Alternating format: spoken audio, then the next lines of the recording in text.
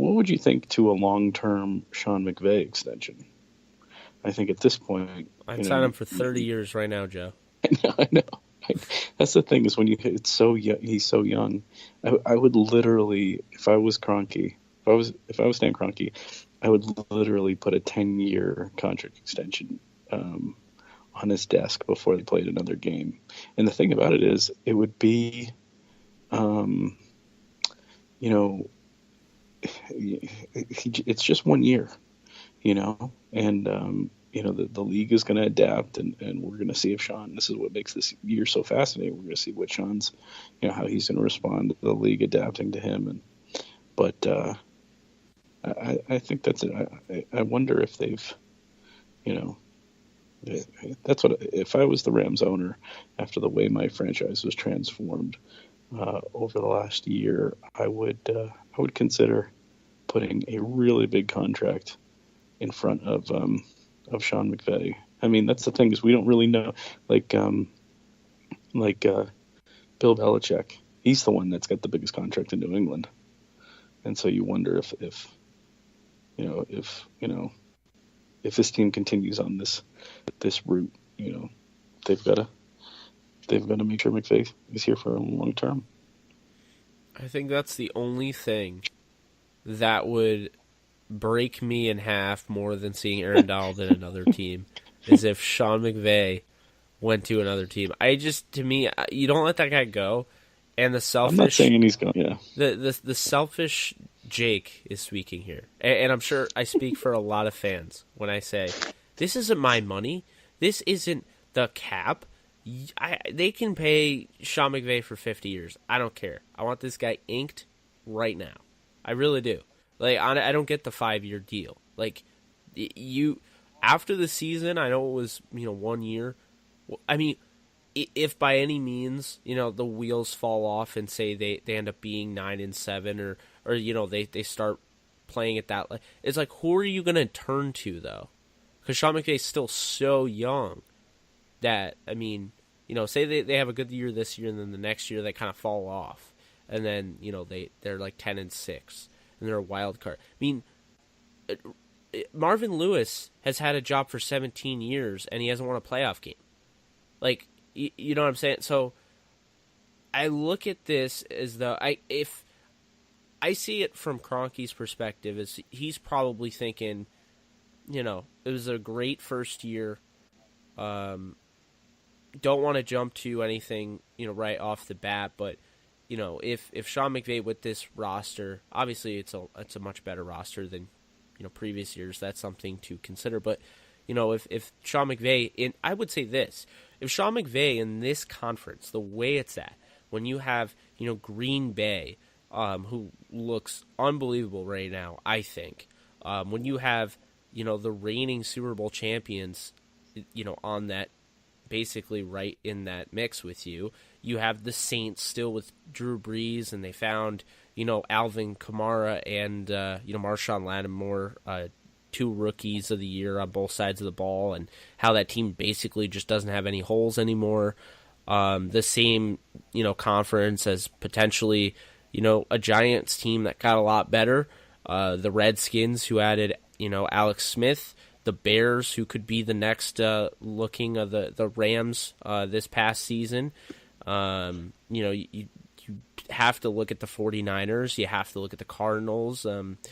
I just think if Sean McVay is able to come away with a Super Bowl this year, or at least get to the NFC title game in this conference, and I didn't even mention the Vikings, who I do think are going to kind of take a step back this year. If he's able to do that, I think then he will get a 10-year extension. I think so. Or 5-year, that'll make it, or 6-year, that'll make it 10 years or whatever. So I think that's what the weight is. I think Kroenke knows he's got something special, but, just wants to see another year, and then boom. Yeah, we'll see. I don't know if, I wouldn't call it a wait. I mean, they just, he's only had one season, but, they've got to, it's got to be something that they've talked about. I'm gonna have to look at my notes or see if there's. I feel like you do this thing where you bring up stuff, and like no one's talking about it. It just comes straight from my brain. It's probably a non sequitur, but that's that's the next thing. Never mind, obviously Marcus Peters is a good name. Goff is a good name, but we all know the most important name, um, you know, in this franchise, and we'll see.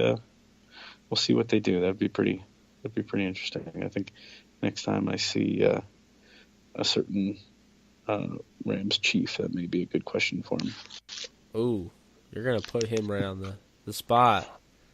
Well, I don't know if he'll be on the spot, but we'll see. I'm sure I'm sure everything's gonna be fine. We will see. And you know what? I'm going to say that I think Marcus Peters is not going to be extended this year. I think it'll be next year. I'm going to say it's going to be Michael Brockers. I think they're going to give him another extension. Might not be a huge one, but I definitely could see that, and I think that'll come next year. I think Aaron Donald is the only one left that gets re-signed this year. I think LaMarcus Joyner is tag, or they let him go, or even potentially trade him. That's how I see it. I don't think they bring him back. It's unfortunate, but when you look at it, he is going to be 28 next year. Obviously you have young John Johnson, who really flourished in his role, and I think he's only going to get better. And then you have a lot of guys over there, a lot of unproven young talents, and like guys like Marquis Christian and Blake Countess and Stephen Parker, and I think they're going to be looking obviously in the draft, or even free agency. Maybe I'll throw this out. Maybe I don't know if the Seahawks would do it, but maybe next year they replace him with Earl Thomas. I'm not going to touch that. We'll see what happens there. There's your. I gave you my hunch. You got your hunch. I like it. Yeah. All right. Well, I mean, I still love Joyner, but I don't see him being brought back. There's always at least one casualty when you transform your team. You can't sign everybody, because the Seahawks, ironically, the team that I mentioned, are the reason that you can't sign everybody. You saw how quickly they rose, and you saw how quickly they fell. And the Rams want to sustain, long-term success, and the way to do that is, unfortunately, not pay everyone and find a happy medium. I think the Rams are doing just that. All right. Yeah. So, those are our thoughts. We should start naming these episodes if the Rams keep extending people. Just like, yeah. I can't wait till Jake Ellenbogen gets extended. Who am I getting extended with? I don't know. We're going to extend your fan card. Downtown Rams has agreed to a 10-year deal with Jake Ellenbogen. That's right. With Downtown Rams, yeah, exactly. With Downtown Rams, yeah. Cool. All right, thanks, brother. So I'm not going to go to camp tomorrow, but I'll be there this weekend. And any fans that get a peep my bald spot or the cowboy hat I'll be wearing to hide that thing. I love to reach out and take some selfies and meet some Rams fans and get this season going strong. Football season is upon us, and I'm ready to go. Oh yeah, I definitely am as well, and I know we might not have it the first day, but we're gonna have some people that are representing Downtown Rams and be able to live tweet that. So we'll have some live tweeters for practice or training camp. Sorry, so that'll be fun, and I'm sure Joe, you're gonna tweet, so you should get you should get some video of Jared Goff throwing dimes to Brandon Cooks because he runs really fast, and Yeah, I'll do my best.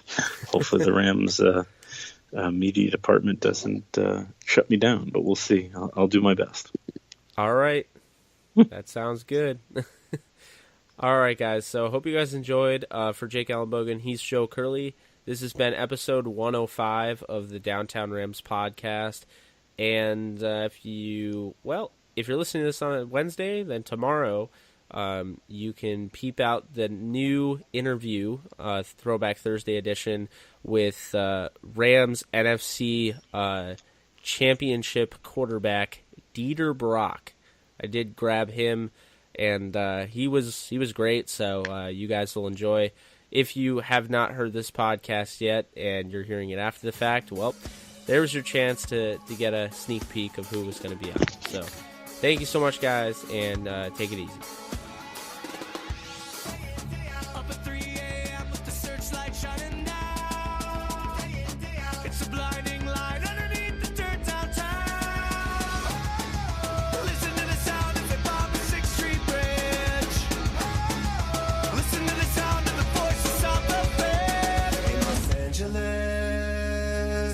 When will you save me, Los Angeles?